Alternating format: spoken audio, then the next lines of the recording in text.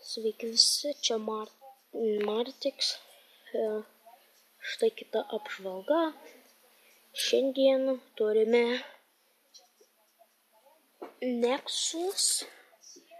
Google Nexus 7 Third Generation, kaip matote,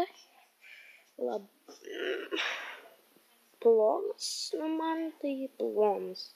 Aišku, net plonesnis už mano planšetę, bet ne už mano, už tą, kurią dabar aš filmuoju. Bet su planšetė, wow, ir mažai yra. Bet į galingesnį net gal už, pavyzdžiui, Asus ZenPad 8.0 yra šitas aparatas geresnis už Asus ZenPad 8.0, kad net jis ir yra išleistas 2015-2016, o šitas išleistas 2012.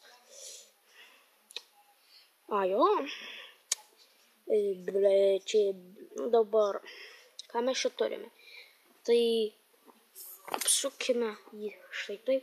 Čia toks kaip guma, bet čia nemanau ar guma, bet toks kaip guma jaučiasi, bet iš kur aš nežinau. Toliau matome čia mygtuką ir šitus du čia nuleidimo ir įjungimo, išjungimo mygtukas. Toliau čia yra pakrovėjas. Aišku, yra tokie brokai, biški, kad į kitą pusę, tai va, o čia nėra broko. Šį kartą tai ausinių portas, ausinės kišasi. Planšetė turi problemų su Android Lollipop operacinė sistema, bet jas galima lengvai, nelabai lengvai, bet jas galima ištaisyti.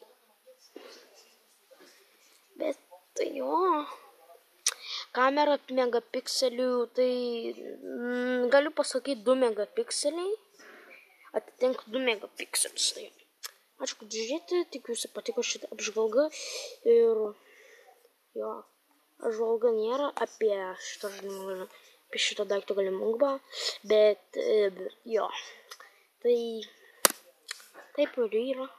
Ačiū, kad žiūrėjote.